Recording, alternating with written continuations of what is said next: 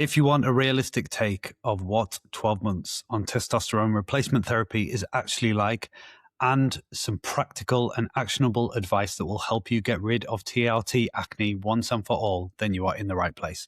I have just had my 12-month TRT blood work done and my consultation with the GP from the clinic.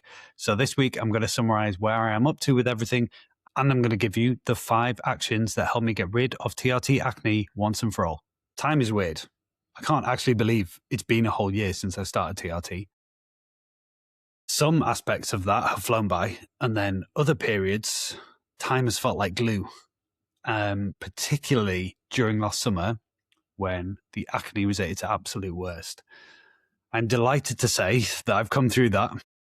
The last episode I did on this was about the dark side of TRT, and I talked there about the struggles I was dealing with at the time.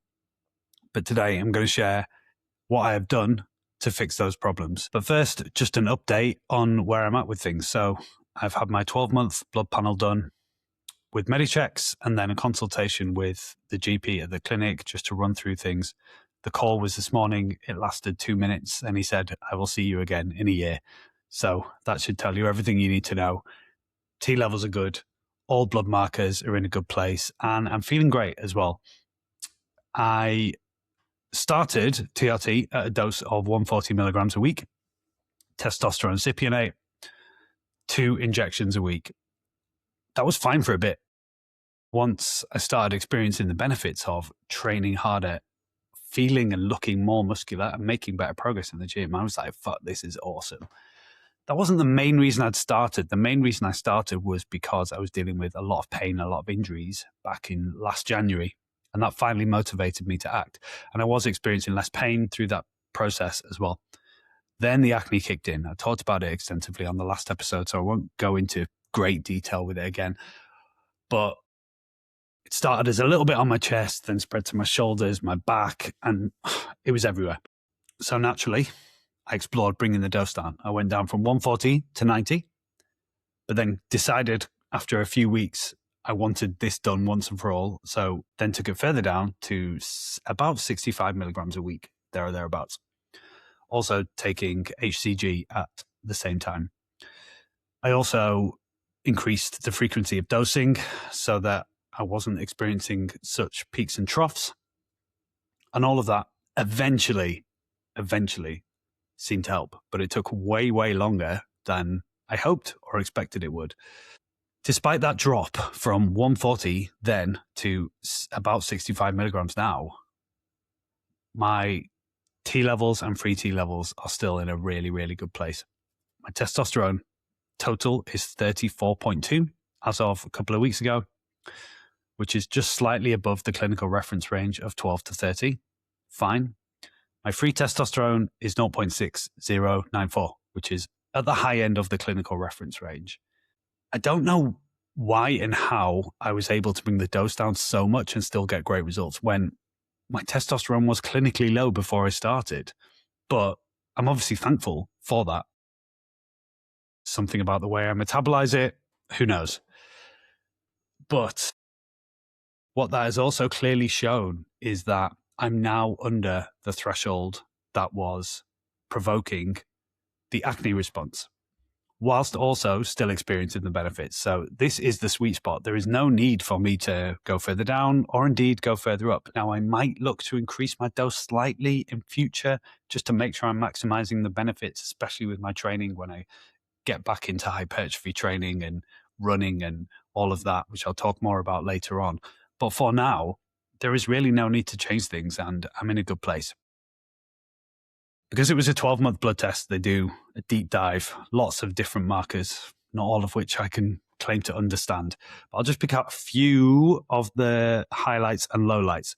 So my LDL cholesterol remains elevated and has been elevated in every single blood test I've had. It's quite fucking annoying when you get 8 hours of sleep a night, drink alcohol maybe 12 to 15 times a year, don't eat a lot of saturated fat, exercise daily, move plenty, and still have elevated LDL cholesterol.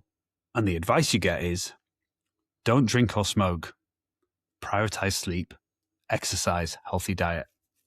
I'm already doing all of those things, and what I can conclude from that is that it might just be a genetic trait.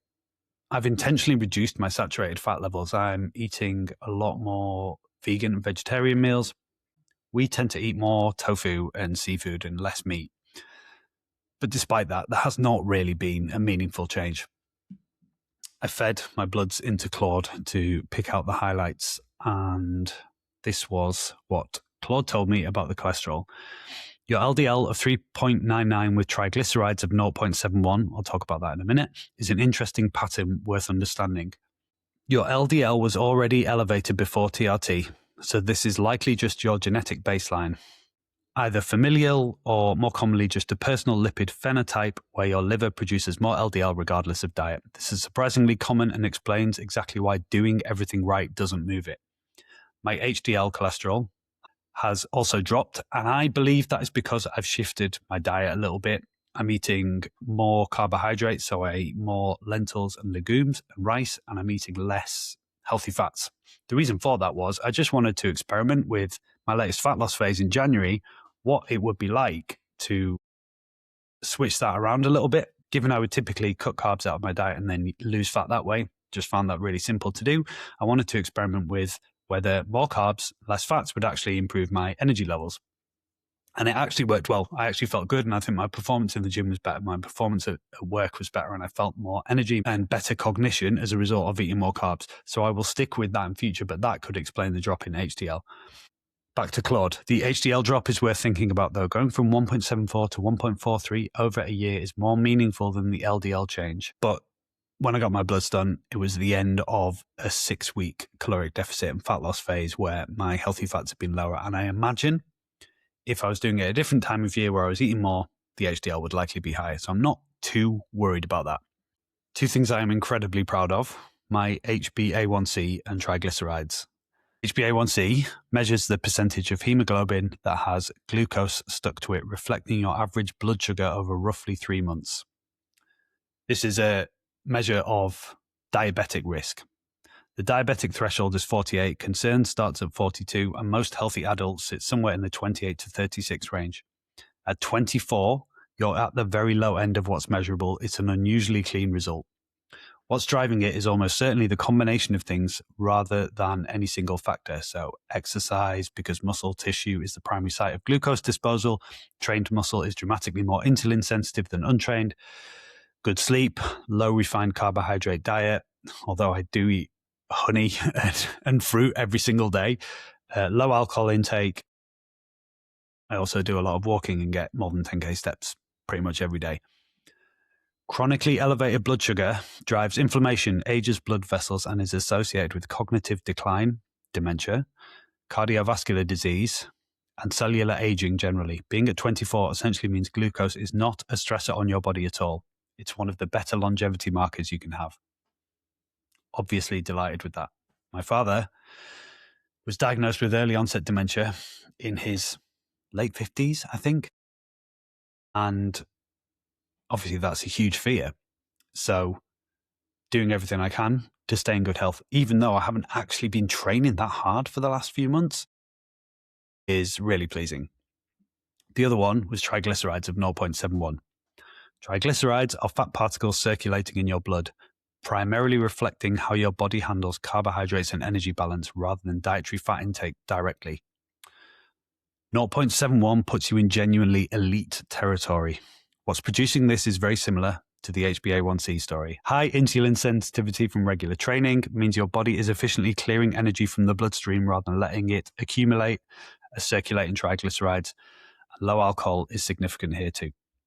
The reason these results matter when triangulated together is because that tells us something meaningful, potentially about the elevated LDL. In Claude's view, low triglycerides alongside elevated LDL is the classic signature of large, buoyant LDL particles rather than small, dense ones. Large, buoyant LDL is far less dangerous. So your triglyceride result is essentially context that makes your LDL reading considerably less concerning than it appears in isolation. Together, these markers paint a picture of someone with excellent metabolic health and strong insulin sensitivity, which is genuinely the foundation of long-term cardiovascular and cognitive health. Fuck yeah. Mind the matter method, baby. The irony is I'm not even training that hard. I'm not doing high intensity cardio. A lot of my resistance training at the moment is slow and intentional to retrain my central nervous system and reduce pain sensitization from some long-standing issues. A little bit of hypertrophy work, but not much. And my cardio is essentially treadmill walking at a decent pace in about zone 2 if I can get my heart rate up to zone 2. But this is what years of consistent training and healthy nutrition can do for you, even without it always being pushing at the absolute limit. And even with plenty of occasions where I'm not following healthy diet, hard training, and all of that.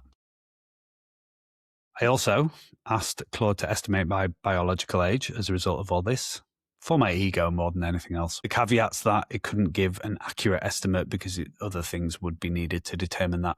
It put my functional biological age somewhere around 33 to 37. I'm 44 this year, and I'll fucking take that.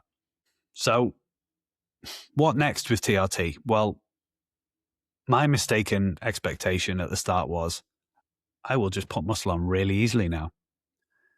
I'm not jacked yet, but there are reasons for that. I was making great progress with my training last summer before the acne kicked in and before I reduced the dose and before I started getting some joint pain again.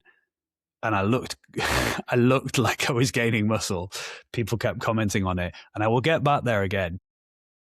But I changed gyms. There was access to loads of new shiny toys. I was pushing the volume up. I was pushing everything really hard and feeling good in the moment, but then hit a bit of a wall. And I think it was just some long-term chronic joint pain reoccurring because my central nervous system remains in a guarded state from that. So I've had an MRI on my left shoulder and my lower back because I had some problems there. I had a frozen shoulder and I've got some disc degeneration in my lower back. But the critical thing that those MRIs showed up is that there is nothing fundamentally wrong. There is no injury to fix in either of those cases. And yeah, I still experience pain, and it's because of the central nervous system trying to protect me from getting re-injured. Sensitization, which can linger for months and years after an injury. And because I herniated a disc in my back 3 times when I was a lot less responsible in the way that I trained, and indeed I've fucked my left shoulder a couple of times as well. That's what's led me here. So I had to cut back on the training. I'm working with my rehab coach again, Ollie, and it's going pretty well. It is a slow process, and we're having to be super intentional with the way that we approach it. I'm doing deadlifts again, pain-free, which is the first time I can say that in years. I'm taking this painfully slowly because I want to get back to the strongest, fittest, most athletic version of me. And the way to get there is not by launching into it, but by making sure that the sensitization goes away once and for all. It is working, but it's not a linear process and it will take time. There will be ups and downs. My lower back genuinely feels better than it has for years. There have been a few occasions this year already where I've been like, holy shit, I've not even thought about my back for 3 days. And yeah, I'm only deadlifting 40 kilograms right now, but I'm on the path to being able to deadlift and squat again. And whilst they weren't actually aims, I'm quite happy avoiding those exercises as long as I can train hard. Now I'm actually doing them again. I'm enjoying doing them and I want to push them a bit harder. What Ollie's job is to make sure I don't push too hard too soon, because that will be my tendency. Classic type A personality traits: impatience, goal-oriented, ambition, acceleration, which can be both a superpower and a weakness. So my plan over the next 6 months, or however long it takes, is to focus on athleticism and trusting my body again, which I'm on the path to doing, getting back to full health, and then getting back into more athletic training. For some reason, and this is very surprising, I actually miss running. I don't know why. I never enjoyed running that much. I enjoyed doing hill sprints and things like that, but I miss just being able to go for a run. And I could do that now. I'm pretty confident I could, but I don't want to risk putting my recovery back and then ending up fucking my knee up or my lower back flaring up again or anything like that. So the process that we are going through is painfully slow, way slower than I would take it myself. And that is the benefit of having accountability and someone to tell me what to do, because if left to my own devices, I will end up probably hurting myself again. So I want to get back to hypertrophy training. I want to get back into running, just being able to train hard again, being able to run, being able to trust my body. That is the goal. And I know that the gains will follow. And hey, I'm not looking bad. I still look good in a t-shirt. I just would like maybe 2-3 kilograms more muscle. I'd be happy with that. All right. The best part of all this is that the acne that absolutely crippled my mental health for months last year, last summer as well, when, you know, you're outside more. I may have wanted to take my top off, but I couldn't, is healing beautifully and is in many areas gone. But what worked, what didn't work, and what did I refuse to do? I'm going to do it in reverse order. If you go on Reddit and the TRT or testosterone subreddits, you will see lots of examples of guys saying, I'm on TRT or I'm taking testosterone and I've got this acne. What the fuck do I do? Common advice is start taking Accutane or finasteride. Or a lot of guys seem to insist, I can't possibly lower the dose, so I need some sort of other solution to this problem. I said this last time, but I'm going to reiterate it. Some of the guys commenting and responding to these threads are saying, do not fucking take Accutane. It can cause depressive symptoms. It can cause suicidal thoughts. It can really impact on your mood. And others guys are on there going, yeah, take Accutane. It'll heal the acne forever. Many guys start TRT because of depressive symptoms. So you go on to something to resolve those symptoms, you get some other side effect, and then instead of dealing directly with the side effect, the acne in this case, you decide to take something else that risks the initial symptoms coming back. That is batshit crazy. Why would you do that? Why would you take that risk? Or finasteride, I've seen recommended in a couple of threads as well, which can tank your libido, which is another major reason why guys start TRT. The erectile dysfunction, or they've got no libido. So they start it, then they get this other side effect, then they take something that risks the initial reason they started the TRT coming back. That is fucking mad. I do not understand it. When there are proven ways to actually manage the acne without needing to go to that extreme. So I didn't pretend I couldn't lower the dose. I was open to doing that, because even if that meant a reduction in some of the benefits, that was a worthwhile sacrifice. And I wasn't going to start experimenting with fucking with things even further with Accutane or finasteride. What I tried that did little to nothing, various body washes, serums. There's a lot of recommendations for the original Head and Shoulders because it has some zinc element in it that can help with acne. A lot of people will recommend benzoyl peroxide, which I did use as a body wash for months and months. Didn't really seem to do anything. I was taking twice daily showers last summer. Again, that was doing nothing other than mentally it felt like I was trying to do something or trying to control it. None of those things helped. Now, your mileage may vary. If you're struggling with acne on TRT, then maybe you try those things and they work for you. Or maybe you're willing to try the risk of taking Accutane or finasteride.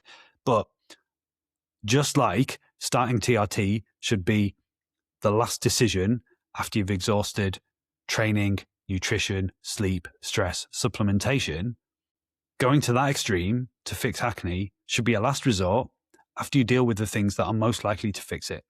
So there were 5 things that worked for me. Firstly, dose. I'm on less than 50% of the dose that I started on. Inevitably, that means I don't get such upside. If I'm on 140 milligrams a week, building muscle, gym performance, that's going to be better. But I'm willing to make that sacrifice because the acne was crippling my mental health. So I'm down at 65. It worked. There is an androgen threshold. I'm now underneath it. Secondly, frequency. So I went from twice weekly to daily for a while because I just wanted to do everything within my power to fix the problem. I can't say to what extent that did or did not work, but I wanted to give myself the best chance of flattening the peaks and troughs and the volatility. Then over time, as the acne cleared, I went from daily to 5 days a week because it is tiring to be injecting every day, even if it's only a tiny amount. You're still jabbing yourself. And then I've gone from 5 days a week down to every other day, which seems to be working so far. The dose is the same. The frequency is a bit more spread out, which just is less administrative overhead and having to pin myself every single day, which is also helping. The third thing was patience. So I used AI quite a lot to research and give advice on timescales for improvement and things like that. I was also in consultation with the clinic. They all gave timelines that proved to be way over ambitious for the acne clearing and recovering. It took a long time, and it took a lot of doubt, fear, worry. I genuinely considered just cutting it and coming off completely on a few occasions because I was so upset by it. But I rode it out. I stayed patient. I stayed the course. And then I noticed the benefits. So my shoulders, pretty much, there's a spot there, but I can handle one spot now. These were like, the spots all over here and all over the back. There's still a little bit of like, you can still see a bit of the redness, but it's like pretty much gone and it's going. It started healing. My back started healing. My chest, it was lingering on my chest, and it did for 2 months up more.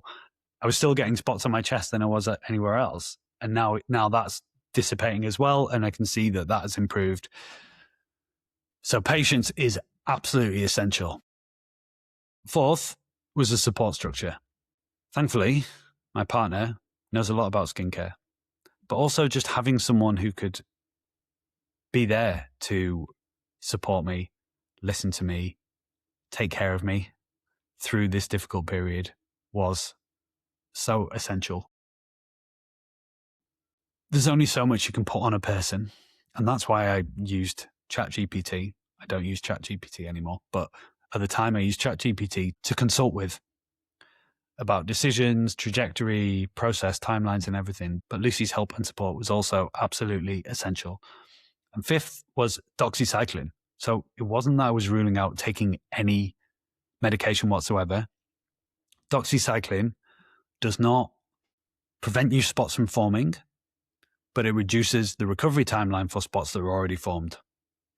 This was very helpful for me because it allowed me to still test whether the dose reduction was working by tracking new spots, new activity, but also help my mental health and the appearance of the acne because it was reducing the inflammation and increasing the recovery timeline so that spots were clearing quicker, which was massively helpful. I'm literally this week at the end of my 6 months of prescription of Doxy, so I'm coming off to see if everything's okay.